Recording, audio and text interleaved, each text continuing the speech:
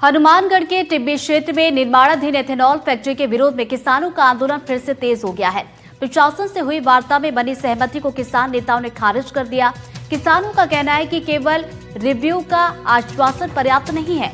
उन्होंने फैक्ट्री को स्थायी रूप से बंद करने की मांग करते हुए 17 दिसंबर को जिला कलेक्ट्रेट में विशाल महापंचायत का ऐलान किया है, जिसमें बड़े किसान नेताओं के शामिल होने की संभावना है। हमने तय किया है संघर्ष समिति ने कि 17 तारीख को जो है वो जिला कलेक्ट्रेट का घेराव किया जाएगा, जिसके अंदर जो है वो संयुक्त किसान मोर्चा के राकेश टिकैत, किसान सभा के राष्ट्रीय उपाध्यक्ष कामरेड अमराराम, जोगेंद्र सिंह उगरा समेत कई राष्ट्रीय किसान नेता शामिल होंगे और 17 तारीख को पूरे जिले के 20,000 किसान कलेक्ट्रेट के आगे पहुंचेंगे। इस बात के लिए पहुंचेंगे कि राजस्थान सरकार के मंत्री, जिला कलेक्टर और यहाँ आए हुए एडीजी क्राइम ने ये बयान दिया था कि लोग थे जो बाहरी थे, तो हमें 17 तारीख को 20,000 लोग कलेक्टर के गेट के आगे आकर के ये कहेंगे कि आप अपनी डीए खोल करके, आंखें खोल करके चेक करो, आधार कार्ड चेक कर लो, ये लोग इस क्षेत्र के हैं। पूरा हनुमानगढ़ जिला पर्यावरण बचाने के लिए, अपने भूजल को बचाने के लिए, अपने क्षेत्र को बचाने के लिए पूरे जिले का किसान ताकत के साथ लड़ रहा है। 10 तारीख को टिब्बी के अंदर एथेनॉल फैक्ट्री विवाद के मामले में हुई आगजनी और बवाल को लेकर जहां कल देर रात को हुई प्रशासन, भाजपा नेता और किसान प्रतिनिधिमंडल की वार्ता के बाद में ये उम्मीद जताई गई थी कि जो फैक्ट्री का विवाद है अब वो थम जाएगा और जो टिब्बी क्षेत्र के अंदर जो फैला हुआ तनाव है उसके भी नीचे आने की संभावना थी। लेकिन सुबह होते होते किसानों ने स्पष्ट कर दिया कि जो 17 दिसंबर को बुलाई गई महापंचायत घेराव और प्रदर्शन का जो कार्यक्रम है वो वैसे का वैसा ही जारी रहेगा। किसानों ने कहा कि जो कल जो समझौता हुआ है उसमें प्रशासन ने महज औपचारिकताएं पूरी की है, क्योंकि किसानों की जो मुख्य मांग थी वो ये चाह रहे हैं कि एथेनॉल फैक्ट्री का जो एमओयू है वो रद्द हो।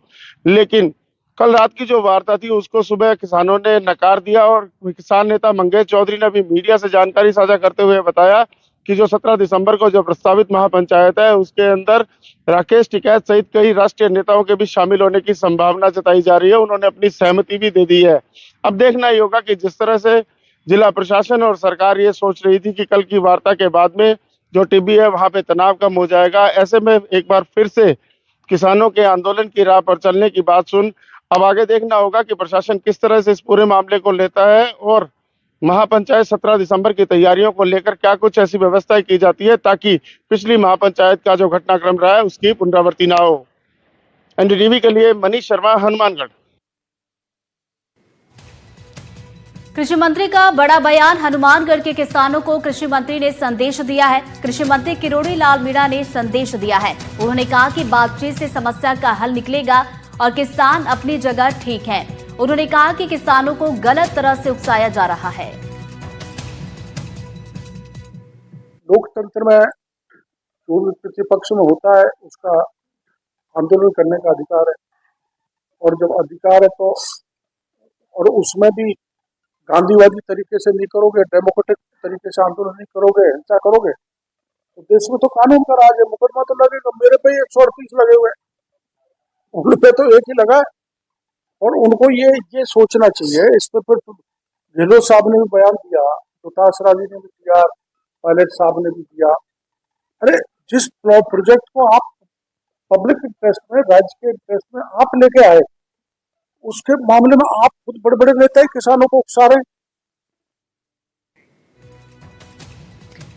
सीजीआई सूर्यकांत ने आज भारत पाकिस्तान अंतर्राष्ट्रीय सीमा का दौरा किया। इस दौरान बीएसएफ आईजी एमएल गर्ग ने सीजीआई का स्वागत किया। बीएसएफ डीआईजी जतिंदर सिंह बिंजी भी मौजूद रहे। सीजीआई ने मंदिर परिसर में स्थित विजय स्तंभ पर पुष्प चक्र अर्पित कर शहीदों को श्रद्धांजलि दी। सीजीआई के पहुंचने पर सीमा सुरक्षा बल के जवानों ने सीजीआई को गार्ड ऑफ ऑनर दिया। इसके बाद तनूट माता मंदिर जाकर दर्शन करके विधिवत पूजा अर्चना की गई और देश की सुख समृद्धि और सुरक्षा के लिए प्रार्थना की गई।